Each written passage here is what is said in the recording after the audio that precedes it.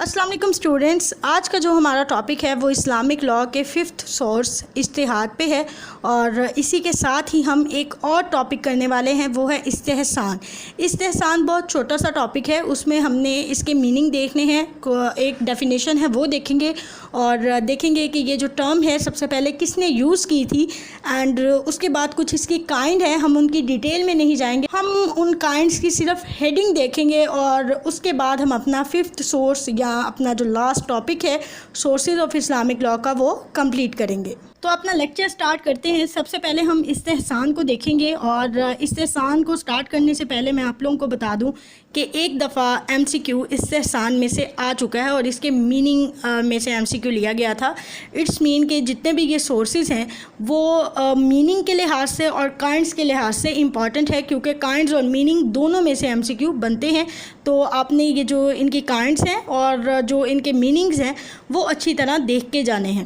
پہلی ہیڈنگ ہے meaning of استحسان، اور استحسان کا لٹرل میننگ ہے to consider something good, اور یہی MCQ ہے، یہی MCQ ایک دفعہ لاء ٹیسٹ میں آ چکا ہے۔ پھر استحسان کی ڈیفینیشن ہے to give up analogy for a stronger evidence from the book, سنہ اور اجماع۔ اس میں جو امپورٹنٹ ہے یہ 3 ورڈز ہیں، بک، سنہ اینڈ اجماع، اور جو بک ہے وہ قرآن ہے۔ 2 ایسے سنی اسکول ہیں جو میتھڈ آف استحسان کو مانتے ہیں اور اس کو ایڈمائر کرتے ہیں۔ سب سے پہلا نام امام ابو حنیفہ کا آتا ہے، اور یہی اس کے فاؤنڈر بھی کہلاتے ہیں۔ تو بعض دفعہ یہ سوال آ جاتا ہے کہ استحسان کو سب سے پہلے کس نے استعمال کیا، تو وہ امام ابو حنیفہ ہیں، اور ان کے بعد جو دوسرا اسکول ہے وہ ملکی اسکول ہے، یعنی کہ امام مالک نے بھی استحسان کے میتھڈ کو ایڈمائر کیا۔ اگر استحسان کی کائنڈس کی بات کی جائے تو 6 کائنڈ ہیں۔ پہلی کائنڈ ہے استحسان تھرو ٹیکسٹ، یعنی کہ ٹیکسٹ کے ذریعے استحسان۔ دوسری ہے استحسان on the basis of what is good, یہ کنسیڈر کرنا کہ کیا گڈ ہے اور پھر لیگل ریزننگ دینی، اس کو ہم کہتے ہیں استحسان on the basis of what is good. اور پھر ہے استحسان آن دی بیسس آف اجماع۔ نیکسٹ کائنڈ ہے وچ از 4th کائنڈ، استحسان آن دی بیسس آف قیاس خفی، ٹھیک ہے۔ 5th کائنڈ ہے استحسان on the basis of necessity, یعنی کہ جہاں ضرورت ہو وہاں پہ لیگل ریزننگ کا استعمال کرنا کہلاتا ہے استحسان on the basis of necessity.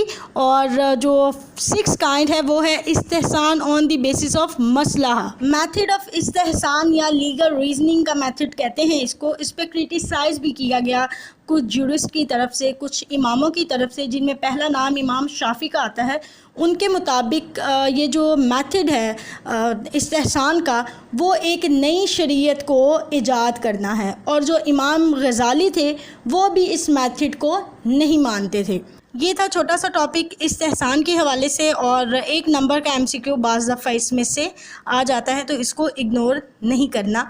Next ہمارا ٹاپک ہے اجتہاد، اور یہ 5واں سورس ہے اسلامک لاء کا۔ یہ بھی چھوٹا سا ہی ہے، اس میں ہم مین چیزیں دیکھیں گے، جو کہ میننگ ہے، اس کی ڈیفینیشن ہے، کائنڈز ہیں، اور ایک آدھی اس کی ایگزامپل ہے وہ ہم دیکھیں گے، اور یہی امپورٹنٹ ہے ہمارے لاء گیٹ کے حوالے سے۔ سب سے پہلے بات کر لیتے ہیں میننگ آف اجتہاد کی، اور اس سے پہلے اس ورڈ کے اوریجن پہ بات کر لیتے ہیں۔ اجتہاد کا ورڈ لیا گیا ہے عربک ورڈ جہد سے، اور جہد کا مطلب ہے اسٹرگل کرنا، ایفرٹ کرنا اور اسٹرائک ہارڈ، اور ان تینوں کو اگر ہم جمع کرتے ہیں اور ان کی اردو بناتے ہیں تو اردو میں اس کا مطلب نکلتا ہے کوشش کرنا۔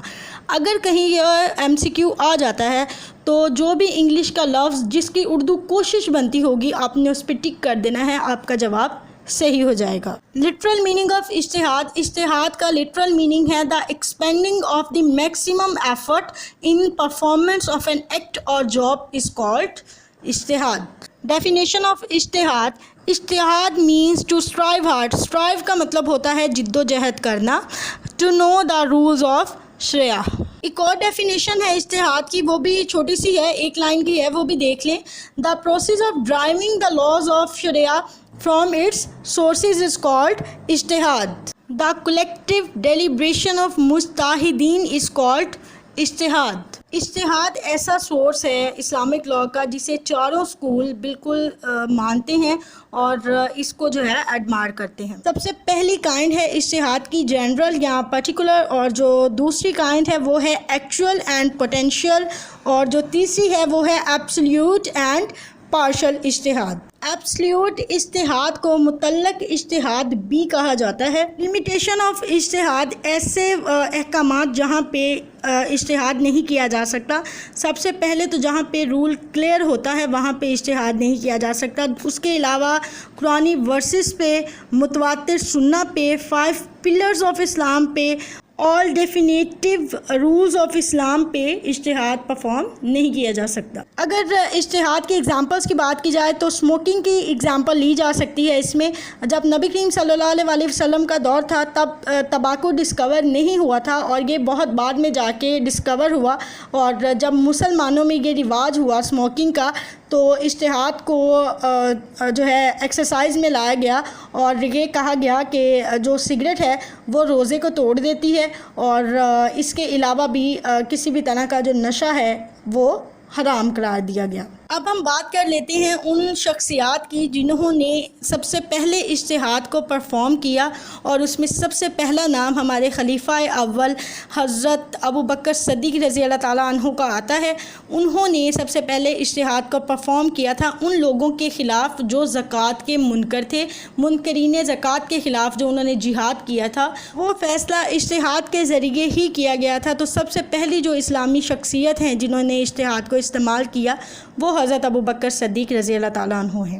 اس کے بعد جو دوسرا نام آتا ہے وہ آتا ہے خلیفہ دوئم حضرت عمر فاروق رضی اللہ تعالیٰ عنہ کا، اور انہوں نے بھی بہت سارے معاملات میں اجتہاد کا استعمال کیا، جس میں سر فہرست قحط کے دنوں میں چوری کرنے والے کا ہاتھ نہ کاٹنے کا فیصلہ تھا، حالانکہ قرآن پاک میں چوری کرنے والے کا ہاتھ کاٹنے کا حکم ہے۔ اور جو دوسرا فیصلہ تھا وہ غلام عورت جس کا بچہ شیر خوار ہے اس کو نام بیچنے کا فیصلہ تھا۔ یہ دونوں فیصلے جو کیے گئے تھے یہ اجتہاد کی بیس پہ کیے گئے تھے۔ تو یہ تھا آج کا ہمارا لیکچر 2 ٹاپکس پہ، اور دونوں ٹاپک میں سے ایک ٹاپک امپورٹنٹ ہے، اور امپورٹنٹ کیوں ہے کیونکہ اس میں سے MCQ آ چکا ہے، اور میں پہلے بہت دفعہ بتا چکی ہوں کہ جب بھی کسی ٹاپک میں سے MCQ آ جاتا ہے وہ آٹومیٹکلی امپورٹنٹ ہو جاتا ہے، کیونکہ کہیں نہ کہیں وہ اسی ٹاپک میں سے کوئی MCQ دوبارہ سے دے سکتا ہے۔ تو اس ٹاپک کو فار گرانٹیڈ نہ لیا کریں، اس کو اچھے طریقے سے یاد کر کے جایا کریں، اور اس کے علاوہ جو اس سے نیکسٹ ٹاپک ہے یا اس سے پریویس ٹاپک ہے اس کو بھی ایک دفعہ نظر ثانی